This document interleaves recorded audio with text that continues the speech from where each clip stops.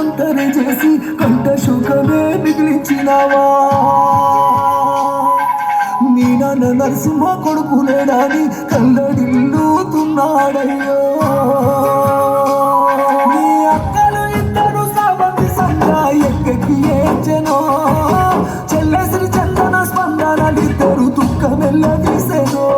నీ బాబలు ఇద్దరు అశోకు శంకరు మేనత్త పెద్దమ్మ లేడుస్తుందో నీ బంధు బలగము ఏమాసిపోయి మమ్ముల ఒంటరి చేసినవో రక్త బంధాలను మరచినవో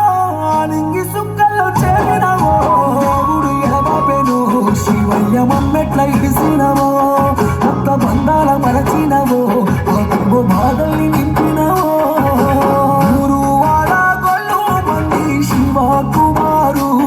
మన గక్కేసరు అడుగుతుంది నిజాడాయదయ్యా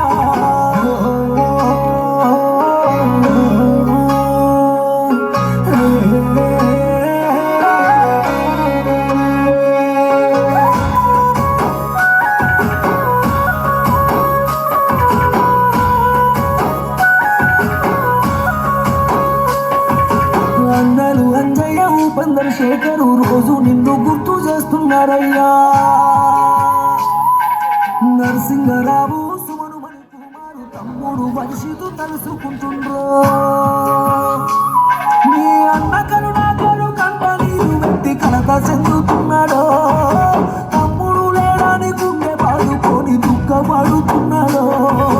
వంట చేయమని అమ్మకు చెప్పి మల్లస్థానాన్ని అందివయ్యా నాన్నతో తనివి తీర మాట్లాడి నేనున్నానని ధైర్యమిస్తివయ్యా సొంతూరు కూరెళ్ళ గ్రామములోన నేలమ్మ ఒడిలోన నిదరవతివా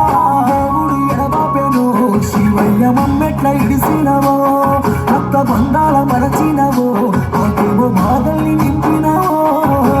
గురువాడ గొల్లు మంది శివ కుమారు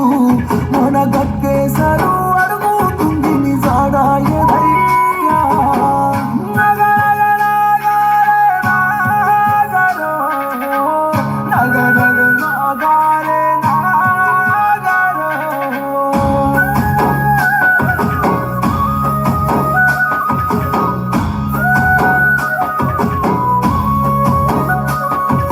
మంచికి మారు పేరుగా నిలిచి 10 మందిలో నాలుకైనవు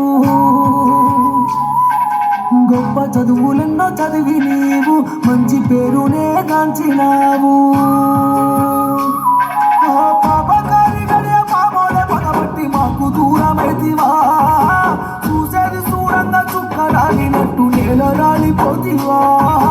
ఇక నువ్వు లేవన్న మాటల్ని వింటే మా గుండె సెలువైపోయానయ్యా నీ రూపు నీ మాట మాకేలా దొరకాలే నిన్నెట్ల మరిసేము శివయ్యా మా కలల పంటవై మా ఇంటిలోన మళ్ళీ పురుడోసుకోవయ్యా దేవుడు ఎడబాపెను శివయ్య మమ్మెట్ల ఇడిసినవో